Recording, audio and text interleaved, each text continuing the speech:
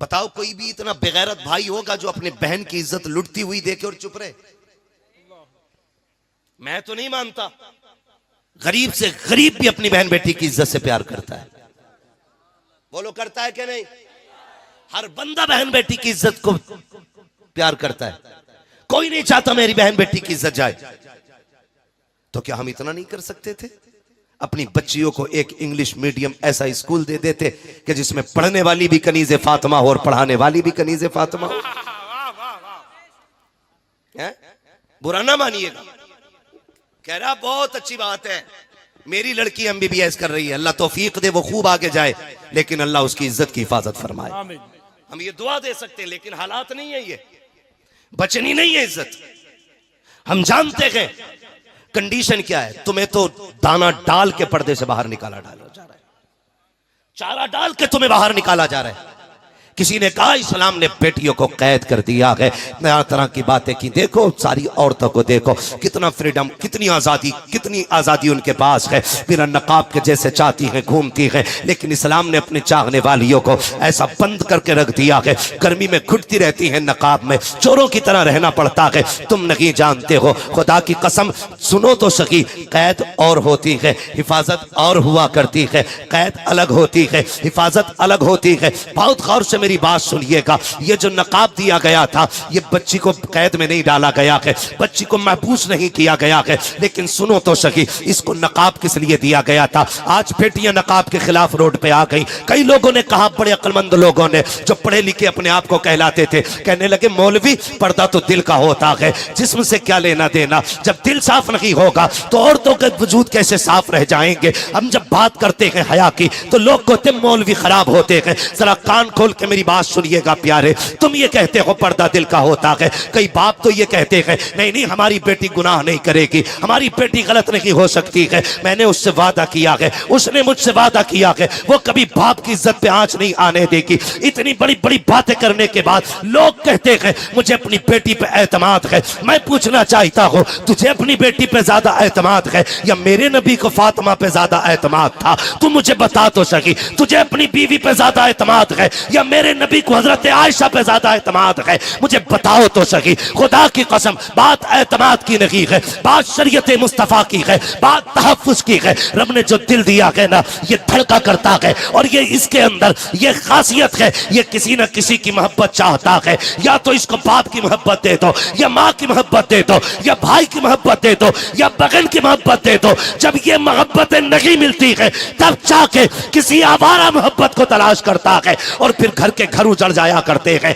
खानदान के खानदान बर्बाद हो जाया करते हैं। मेरी कौम के नौजवानों, मैं आपसे इतना कहना चाहता हूँ, मेरी बेटियों को जाके बता देना, ये जो नकाब दिया गया था ये तेरे लिए कैद नहीं थी, ये तेरे लिए बंद नहीं था, ये तेरे लिए आजादी थी, तेरे लिए हिफाजत थी। आप कहेंगे कैसे? मुझे बताओ तो सही। एक गिलाफ हमने कुरान पे भी देखा है, एक गिलाफ काबे पे भी देखा है, एक चादर हमने मजार पे भी देखी है। इनका क्या मकसद था? काबे पे क्यों चादर डाली गई? ताकि काबे को कैद किया जाए। मजार पे क्यों चादर डाली गई? ताकि मजार को कैद किया जाए। नहीं, कुरान को क्यों जुस्तान में रखा गया? इसलिए नहीं रखा गया ताकि कुरान को कैद में रखा जाए, बल्कि वजह सिर्फ ये है, काबे पे इसलिए गिलाफ चढ़ाया गया ताकि जमाने को पता चल जाए और जगहों पे भी अल्लाह की इबादत होती है, लेकिन हर मस्जिद काबे की तरह नहीं हो सकती है। इसलिए गिलाफ डाल करके के मस्जिदों से काबे को मुमताज किया गया। दुनिया में बेशुमार किताबें हैं, लेकिन कुरान पे गिलाफ चढ़ाया गया ताकि जमाने को यह पता चल जाए किताबें तो बेशुमार है, लेकिन कुरान जैसी कोई किताब नहीं है। खुदा की कसम, मजार के अलावा सैकड़ों कब्रें होती हैं, सिर्फ मजार पे चादर इसलिए आती है ताकि जमाने को पता चल जाए कि ये कब्र आम है और जिस पे चादर पड़ी है ये खास कब्र है, ये अल्लाह वाले की कब्र है। इसी तरह जब लाखों बेटियां बेपर्दा निकलती हो, इस्लाम ने नकाब दे दिया और कहा सुन बेटी, जब तू निकलेगी दुनिया कह देगी ये जो गुजर के जा रही है ये आम बेटी नहीं बल्कि मुस्तफा के दीन की शहजादी गुजर के जा रही है। इसलिए तुम्हें नकाब दिया गया, लेकिन हमने इसको भी तमाशा बनाया। और तो नकाब में भी इतने मॉडल आ गए हैं। नकाब होता किस लिए? पर्दा, ताकि किसी की नजर ना पड़े। नकाब इतने डिजाइनदार हैं कि लोग औरत को देखे न देखे नकाब को देख रहे। ये खत्म करो बीमारियां। थोड़ी देर की वाह से काम नहीं चलेगा, मजबूती से इनका बाइकाट करना पड़ेगा इन चीजों का। फैशनेबल बुर्के खत्म, नकाब वो पहनाओ जिसमें पर्दा होना चाहिए, वही नकाब होना चाहिए जिसमें पर्दा होना चाहिए। हमारी तरबियत देखें, हमारी जो हमने बच्चों को तरबियत दी अपनी, अल्लाह माफ करे, अल्लाह आपको सलामत रखे मेरे भाई। ये जो दौर है ना, इस दौर में हमें अपने घरों की हिफाजत खुद करनी है, खुद करनी है। हमें खुद से अपनी बच्चियों की हिफाजत करनी है। इनको जो तरबियत देनी है ना, तो तरबियत कनीज़े फातिमा ज़हरा वाली देनी है। कौन सी तरबियत दे रहे हैं हम जानते हैं आप? अल्लाह का शुक्र है हम लोग वो खुशनसीब लोग हैं हजरत के, हमें माओ की गोद में लोरी सुनने का मौका मिल गया है। हाँ, हम वो खुशनसीब लोग हैं जिन्होंने माओ की गोद में लोरियां सुन ली हैं। अब के बच्चों को माओ की गोद में लोरियां नसीब नहीं हो रही हैं। बुरा ना मानना, ये कड़वी सच्चाई है। आज जरा सा बच्चा रो दे, अम्मा गोद में लेती नहीं, निकाला खटाक से दे दिया बजा के, अपना आप लग गई गीबत में। बच्चा रो रहा है, टुनटुना लगाया, दे दिया। बहुत छोटा बच्चा तो वो यही सोच रहा है ये क्या आ गया हाथ में। थोड़ा समझदार है तो वो ये सोच रहा है इसमें आवाज कैसे आ रही है। और ज्यादा समझदार है तो कह रहा है ये बना कैसे। मतलब सारे उसी में ही लगे और अपना आप काय में लगी है। बताओ तुम्हारी सास कैसी है? अब तो न लड़ती है। तुम्हारी खाला ने जो वो गाली दी थी वो बात फाइनल हो गई। ऐसा लगता है जैसे देश यही चला रही है। मैं मां बापों से गुजारिश करूंगा, गोद बच्चों का ये अपना जाती हक है। इन बच्चों को गोद का हक दो, वरना याद रखना आज तुम बचपन में इन्हें सीने से नहीं लगाओगे, कल जब तुम बूढ़े होगे ये तुम्हें सीने से नहीं लगाएंगे। गलत कर रहे हो तुम। और ये सिर्फ बच्चों के साथ नहीं, आप अपने साथ भी गलत कर रहे हैं। आपके साथ बुरा हो रहा है इसलिए कि जब आप बूढ़े हो जाएंगे तो फिर ये आपको मोबाइल थमा के चले जाएंगे। और हो रहा है अब भी। जो बुढ़ा ज्यादा बोलता है ना तो उसका लल्ला मोबाइल ला के दे दे, लो इसे चलाओ। अब्बा से टेंशन फ्री, महीने में एक बार रिचार्ज करना अब्बा का। हाँ, और अब्बा को ऐसा बिजी किया, जिस उम्र में तस्बीह होनी चाहिए थी, जिस उम्र में सजदे और मुसल्ला होना चाहिए था, उस उम्र में अब्बा कह रहा रख दे रोटी बाद में खाऊंगा, पहले ये सीरियल पूरा हो जाए। आज तक कुरान के लिए अब्बा नहीं लड़ा कि बेटे चश्मा बनवा के ला दे, लेकिन जिस दिन से लल्ला ने मोबाइल दिया ना, धुंधला हो जाना, धुंधला कह रहा दूसरा ला, इसमें साफ नहीं दिख रही फोटो। अरे जवानियां तो बर्बाद थी ही थी, औलाद ने बुढ़ापे बर्बाद कर दिए। मां बाप के बुढ़ापे बर्बाद कर दिए। टाइम नहीं कट रहा, मोबाइल दे दिया ला के, उठा के लो पढ़ो, लो इसको देखो, कोई काम नहीं है यार।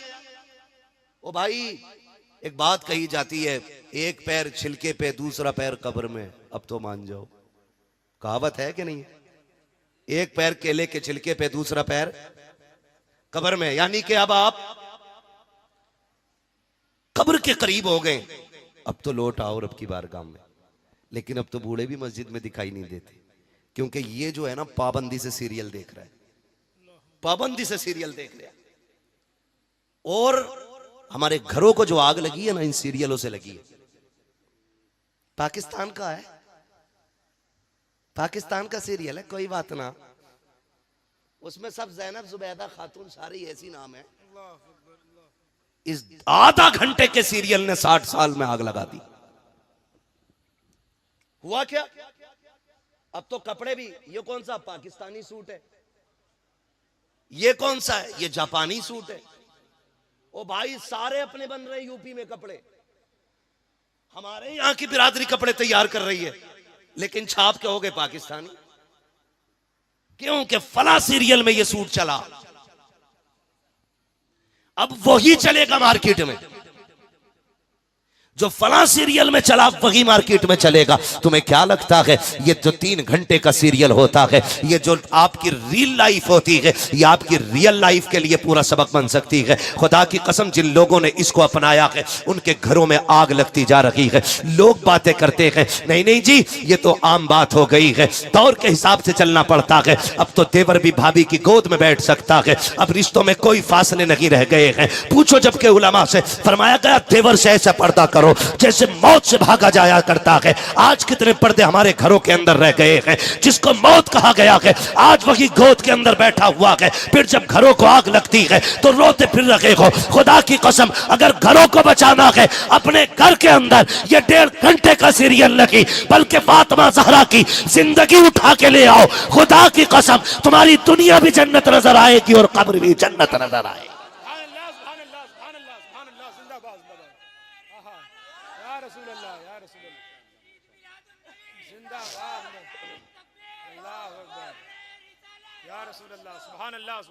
तरबियत का ख्याल करो। दूसरा काम है बच्चियों की तरबियत। बच्चियों की तरबियत, और तरबियत कैसे की जाती है? तरबियत कैसे की जाती है सुने कभी गौर से, पढ़ें खातून जन्नत को। हाँ, एक दिन सैयदा ज़ैनब रज़ी अल्लाह ताला अन्हा कुरान पढ़ रही थी, आवाज थोड़ी तेज हो गई। खातून जन्नत सैयदा फातिमा ज़हरा ने बेटी की कलाई पकड़ के कहा था, ज़ैनब औरत की आवाज भी का भी पर्दा होता है। मेरी बेटी भले कुरान पढ़ रही है लेकिन ये आवाज घर के बाहर नहीं जानी चाहिए। ये कौन तरबियत कर रहा है? खातून जन्नत तरबियत कर रही है अपनी बेटी की। खातून जन्नत, बेटी औरत की आवाज का भी पर्दा होता है। जब आपने ये तरबियत की तो जमाने ने देखा है। खुदा की कसम, करबला के रेगुजार से लेकर के यजीद के दरबार तक खातून जन्नत को आप पढ़ लीजिए। खातून जन्नत की बेटी सैयदा ज़ैनब को आप पढ़ लीजिए। खानदान तो लुटा गए लेकिन किसी ने आपको बेपर्दा होते हुए नहीं देखा। पूरा खानदान शहीद हो गया है लेकिन किसी खैर महरम ने सैयदा ज़ैनब की सही आवाज नहीं सुनी थी। यहां तक के यजीद के दरबार में भी जब सैयदा ज़ैनब खुतबे के लिए खड़ी हुई थी, एक नाबीना साहबी खड़े होके कह रहे थे, ओ यार बताओ तो सही, लगता है अली आ गए हैं, मुझे अली से मुलाकात करा दी जाए। किसी ने रोते हुए कलाई पकड़ा, कहा बाबा क्यों कह रहे हो? कहा देखते नहीं हो ये जो खुतबे की आवाज है ये तो अली की आवाज लग रही है। कहा ना बाबा, ये अली की आवाज नहीं बल्कि अली की शहजादी ये ज़ैनब की आवाज है। कहा ये कैसे बदल गई? कहा इसलिए ज़ैनब ने आवाज बदल दी ताकि किसी गैर महरम के कान ज़ैनब की असली आवाज को सुन ना सके। इसे पर्दा कहते हैं। और तेरी बेटी आकर के सीरियल पे बैठ गई, आके कैमरे के आगे बैठ गई। $5000 आ रहे मेरी बेटी के, आग लगे इन डॉलरों में। दिल के फपोले जल उठे सीने के दाग से, इस घर को आग लग गई घर के चराग से। फाके कर लो लेकिन इज्जत ना बेचो, इज्जत ना बेचो। मैं जहां तक जानता हूं जो आज बेटियां मुर्तद हो रही हैं उसकी 2 वजह सबसे बड़ी मेरी नजर में। नंबर 1 या तो लालच और या फिर मजबूरी, बस। वरना मजहब इस्लाम इतना प्यारा मजहब है जो इसमें एक बार आ जाता है फिर इसे छोड़ के जाने को दिल नहीं करता है। हाँ। और जिसने इसकी हलावत को पा लिया वो मर जाता है लेकिन मजहब इस्लाम नहीं छोड़ता है। 2 वजहें मुझे लगी, या तो लालच और या फिर मजबूरी। लालच क्या? लालच ये है कि जो लालच देते हैं कि चलो भाई गाड़ी है हमारे पास, बंगला है, होटल हैं, जहां चाहोगी वहां घुमाएंगे, अगर तुम इनमें रहोगी तो क्या कर सकती हो? तुम कहीं नहीं जा सकती हो, 4 दीवारी में रह जाओगी। और आओ चलो हम तुम्हें दुनिया दिखाते। किसी ने सोने का लालच दिया, किसी ने गाड़ी का लालच दिया, किसी ने जेवर का लालच दिया।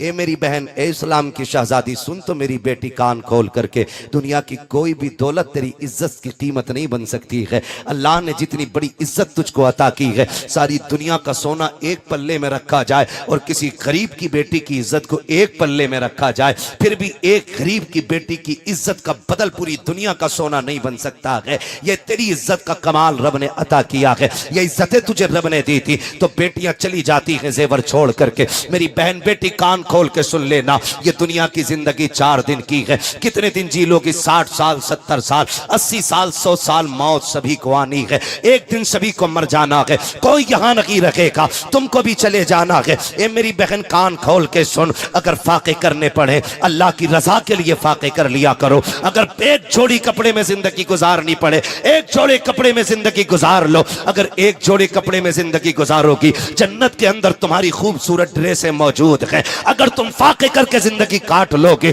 अल्लाह जन्नत की नहरें तुम्हारी कब्रों की तरफ मोड़ देगा। फिर देखना सबसे ज्यादा सुकून तुम पाओगी। लेकिन मेरी बहन बेटियों को किसकी नजर लग गई? वो होटल के लालच में, जेवर के लालच में आकर के अपना तीनों ईमान बेच के चली जाती है। आओ तुम्हें तारीख का एक फर्क पल के दिखा देता हूं। एक फर्क पलटो, चलो चलते हैं। इस्लाम का इब्तदाई दौर है, मदीने शरीफ की गलियां है, यहूदियों का बाजार है। इस्लाम की एक शहजादी एक सुनार की दुकान से सोना खरीदने के लिए आई है। जैसी सोना खरीदने के लिए शहजादी आई, उसने आकर के खरीदो फरोख्त की बातें शुरू की है। इस्लाम की शहजादी का सारा बदन पर्दे में छुपा हुआ था। थोड़ा सा हाथ खुल गया, उसने कहा कि ये जेवर कितने का है। जब रेट कीमत होने लगा, उसके रंग पे नजर पड़ गई उस सोने वाले की। वो चूंकि यहूदी था, उसने देखा उसके जिस्म के हिस्से को, कहने लग जाता है खातून कीमत क्या पूछती है, बस मेरे दिल को राजी कर ले, जितना चाहे सोना तुझे दे दिया जाएगा। इस्लाम की शहजादी ने इतना सुना, बड़ी तेजी से कपड़ों को समेटा, उठ के बाहर जाने लगी। जैसी बाहर निकली है, उसने कलाई पकड़ी, अंदर खींचना चाहा दुकान के। जैसी बच्ची के साथ जबरदस्ती की, बच्ची ने एक आवाज दी थी, है कोई इस्लाम का शहजादा जो अपनी बहन की लुटती हुई आबरू की हिफाजत करे? याद रखना प्यारे, वो अपनों का बाजार ना था, वो यहूदियों का बाजार था और कोई अपना वहां पे नहीं था। जैसी एक आवाज गूंजी है, एक सब्जी की दुकान पर इस्लाम का शहजादा सब्जी खरीद रहा था, उसके कानों में ये आवाज टकराई है। उसने सामान तो छोड़ दिया, उधर दौड़ा जिधर से आवाज आ रही थी। जब उस जगह पर पहुंचा है, पहुंचने के बाद क्या देखा, एक यहूदी ने एक बच्ची का हाथ पकड़े हुए है और जाकर के उसके करीब खड़ा हुआ। बच्ची ने कहा था, मैं इस्लाम की शहजादी हूं, ये मेरे साथ ज्यादती कर रहा है। इतना सुना, उसने आओ देखा ना ताओ देखा, तलवार निकाली, उसके हाथ पे दस्ता मारा, बच्ची की कलाई छुटाई, अपने कमर के पीछे खड़ा कर लिया। कहा खबरदार, जब तक इसका भाई जिंदा है, किसी बेगैरत में हिम्मत रखी है हमारी बेटी की आबरू की तरफ कोई आंख उठा के दे सके। नारे तकबीर, और मोहब्बत मेरे अंदाज में नारे तकबीर, नारे रिसालत, अज़मते बेटी कॉन्फ्रेंस, मसलके आला हजरत हजरत अल्लामा मुफ्ती हम्माद रजा साहिब किबला, नारे रिसालत, जिंदाबाद जिंदाबाद। चले आगे, थके तो नहीं अभी? जिंदाबाद जिंदाबाद। और आगे जरा कहते हैं या रसूल अल्लाह, या रसूल अल्लाह। ये पीछे वाले भी बोलते हैं जरा या रसूल अल्लाह। का हिम्मत है तो हाथ लगाओ। अब भाई आ गया, जैसे इतना कहा ना, उसने कहा हिम्मत देखो इसकी, हमारा बाजार, हमारा मोहल्ला, हमारे लोग, और ये अकेला डट गया। इसने जो देखा, यहूदी ने आवाज दी, देखो तो सही, एक कलमा पढ़ने वाला हमारी कौम को ललकार रहा है। सैकड़ों तलवारें निकल आई, सैकड़ों। अकेला खड़ा रहा, अकेला। किसी ने कहा जान बचा भाग जा, अकेला क्या कर लेगा? उसने कहा गैरत वाला हूं, मर जाऊंगा बहन के लिए। जिंदाबाद जिंदाबाद। तारीख में यही लिखा जाएगा, एक भाई बहन की आबरू बचाते बचाते मर गया था। जिंदाबाद जिंदाबाद जिंदाबाद जिंदाबाद। ये लिखा जाएगा, एक भाई बहन की आबरू बचाते हुए मरा था। अगर भाग गया, तारीख में लिखा जाएगा, मुसलमान भगोड़े होते अपनी बहन की इज्जत ना बचा सके। उसने कहा मेरी बहन को जाने दो। किसी ने कहा तेरा क्या रिश्ता है, तू कहाँ का, ये कहाँ की, ये बाहर से आई है और तू हमारे मदीने का रहने वाला है, ये तेरी बहन कैसे? उसने कहा था इस रिश्ते को तुम नहीं जानते हो, जिंदाबाद कुछ रिश्ते वो हैं जो खानदान से बनते हैं, कुछ रिश्ते वो हैं जो माँ बाप बनाते हैं, इसका मेरा वो रिश्ता है जो हमारे रसूल पाक बनाते हैं। सुभान अल्लाह सुभान अल्लाह सुभान अल्लाह। हमारा इसका रिश्ता हमारे हुजूर ने बनाया है, हमारे हुजूर ने बनाया। मैं इसे छोड़ के नहीं जा सकता। अगर हिम्मत है तो हाथ लगा के दिखाओ, एक आगे बढ़ाना तलवार निकाल के, और जैसी बच्ची की तरफ हाथ बढ़ाना चाहो उसने ऐसी तलवार मांग ली कि उठती हुई तलवार सबने देखी थी, गिरती हुई तलवार किसी ने नहीं देखी थी। जिंदाबाद जिंदाबाद जिंदाबाद। गिरती हुई तलवार किसी ने नहीं देखी। फिर क्या देखा? एक सर था, एक धड़ था, वो इधर तड़प रहा था, ये इधर तड़प रहा था।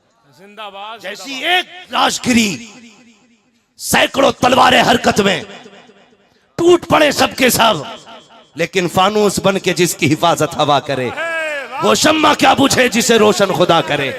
सैकड़ों तलवारें टूट पड़ी है, अकेला डट जाता है। सुबह से दोपहर हो गई, तलवार चलती रहेगी। बहन की आबरू बचाते बचाते जब दोपहर का वक्त सूरज ढलने लगा, कहां तक अकेला सैकड़ों का मुकाबला करता।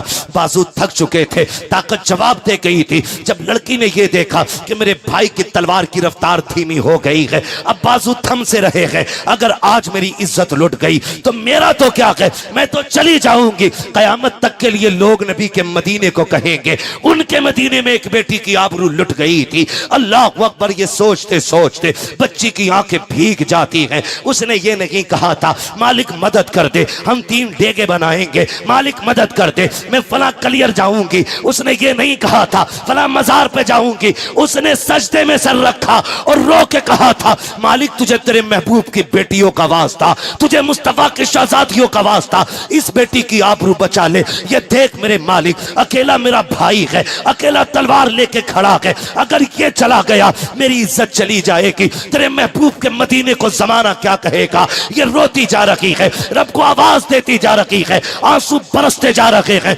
जमीन गीली होती जा रही है। इधर बाजू थमने लगे हैं, तलवार रुकने लगी है, जैसे कि इसने आह भर के अपने रब को आवाज दी मालिक या तो किसी को मदद के लिए भेज दे या हमारी आवाज हमारे आका के कानों तक पहुंचा दे। जैसे इसने इतना कहा है, पीछे से नारे तकबीर की सदा बुलंद होती है। जब बच्ची ने सर उठाया तो क्या देखती है, पीछे पीछे अली आ रहे थे, आगे आगे मेरे नबी आ रहे। नारे तकबीर, नारे रिसालत, नारे हैदरी, अज़मत बेटी कॉन्फ्रेंस। जिंदाबाद जिंदाबाद। ओ मेरी बेटी, जिंदाबाद। जो हो ज़ौक़े यकीन पैदा तो कट जाती है जंजीरें। हाँ, आज हम में ना वो ईमान ही नहीं रहा, ईमान ही नहीं रहा। आज हम ना सब अपनी अपनी छत बचाने में लगे, अपनी अपनी बचाने में लगे। अभी क्या है, अभी तो फलां के घर में आग लगी, अभी मेरा घर बचा है, अभी बीच में 3 घर दूर है, तब जाके मेरा नंबर आएगा। याद रखना, जब आग लगती है ना बन में, तो गीले सूखे सारे जलते, आग फिर गीला सूखा नहीं देखती है। खुदारा अपनी बेटियों की हिफाजत करो। मेरी बहन, तुम ना इसी किरदार को अपनाने की कोशिश करो, इसी किरदार को अपनाने की कोशिश करो। जमाना जानता है तुम हुजूर के हो जाओ, कायनात तुम्हारी हो जाएगी, कायनात तुम्हारी हो जाएगी। तो बेटियों की तरबियत भी अच्छी करनी है, तरबियत भी अच्छी करनी है। दूसरा काम, एक काम हो गया नाम अच्छा रखना है, दूसरा काम तालीम और तरबियत ये अच्छी देनी है, तीसरा काम है इज्जत के साथ बेटी को रुखसत कर देना है। ठीक है जी, ये तीसरा काम बाद में आता है, बेटी को इज्जत के साथ रुखसत करना है। बात अगर रुखसती पे करें तो एक बात मैं कह दूं, एक लालच हो गया, एक मजबूरी है। मजबूरी क्या है? जिनकी उम्रें हो गई हैं और निकाह के पैगाम नहीं आ रहे और जिंदगी यूं गुजारना मुश्किल है, तो फिर वो बेटियां ज्यादातर ऐसी होती हैं उनमें से जो मजहब छोड़ जाती हैं। इसका जिम्मेदार कौन है? इसका जिम्मेदार कौन है जो बेटियां मजबूरी में मजहब बदल रही हैं? इसके जिम्मेदार हैं हम लोग। बुरा ना मानना, हम लोग। इसलिए कि अल्लाह ने 4 बेटे दे दिए तो उंगलियों पे गिन रहा है, 10 लाख इस पे मिलेंगे, 10 इस पे मिलेंगे, वो वाला डॉक्टर बन गया उस पे 15 मिल जाएंगे, वो इंजीनियर है उस पे 20 मिलेंगे। गुड़ा भाग कर रहा है, हराम का पैसा रखा, लूट ले जाके। हाँ, इतनी डिमांडें बढ़ गई, डिमांडें। और गरीब बाप करे क्या यार? बेटी पालना आसान है। लोग कहते हैं क्या दिया है उसने, यार बेटी दे दी और क्या चाहिए था। आप जानते हो बकरीद आ रही है ना, बकरीद, बकरीद में क्या होता है, क्या होता है बकरीद पे? ये बच्चे बोल रहे हैं, बड़े भी बोल सकते हैं। इसमें क्या होता है? कुर्बानी। बकरीद पे क्या होता है? कुर्बानी होती है ना। उसमें ऐसा भी होता है, कुछ लोग 6 महीने पहले बकरा ले आते हैं, कुछ 2 महीने पहले, कोई साल भर पहले, कोई पालता ही घर में है ना। तो जब कुर्बानी के लिए बकरा जाता है ना, तो उसको भेजते हुए या बेचते हुए या कुर्बान करते हुए ना ख्याल आता है ना, आता है कि नहीं? आता है ना। क्योंकि हम अगर 1 महीने के लिए जानवर खरीद लेते हैं, हमें उससे मोहब्बत हो जाती है। फिर एक बाप तो अपनी बेटी को 20 साल पालता है। अगर तुम्हें बकरा प्यारा हो सकता है तो बाप को बेटी कितनी प्यारी होगी। लोग कहते हैं क्या दिया है। लोग ना, तुम किसी से कबूतर लेने चले जाओ ना फ्री में, कबूतर इतना सा होता है। कितना बड़ा होता है कबूतर? इतना बड़ा होता है ना। कितना बड़ा होता है कबूतर? इतना होता है ना कबूतर। आप एक कबूतर किसी से लेने चले जाओ, वो फ्री आपको नहीं देता। बाप का एहसान मान यार, 18 साल की 6 फीट की बेटी तेरे हवाले कर देता है और तुझसे कुछ बदले में नहीं लेता, कुछ बदले में नहीं लेता। फिर भी कह रहा 10 लाख लूंगा। और गुस्सा तो उन बेगैरत बापों पे आता है जिन्होंने पूरी जिंदगी में 2 कमरे बनाए होते हैं। कितने कमरे? जोर से बोलो ताकि गैरत आए। 2 कमरे बनाए होते पूरी जिंदगी में, और जहेज की इतनी लंबी लिस्ट लिए घूम रहा होता है। जहेज की लंबी लिस्ट लिए घूम रहा होता है। ये भी चाहिए, ये भी चाहिए। जहेज आया ना तो दीवान द्वारे में पड़ा है, समझ रहे ना? दीवान द्वारे में, सोफे गेट पे, और बेड जो है सिर्फ कमरे के अंदर है, बाकी अलमारी अंदर है। घूमने सुमने, वॉशिंग मशीन सारी धूप में। मुखिया ये क्यों? जगह ना रही अंदर,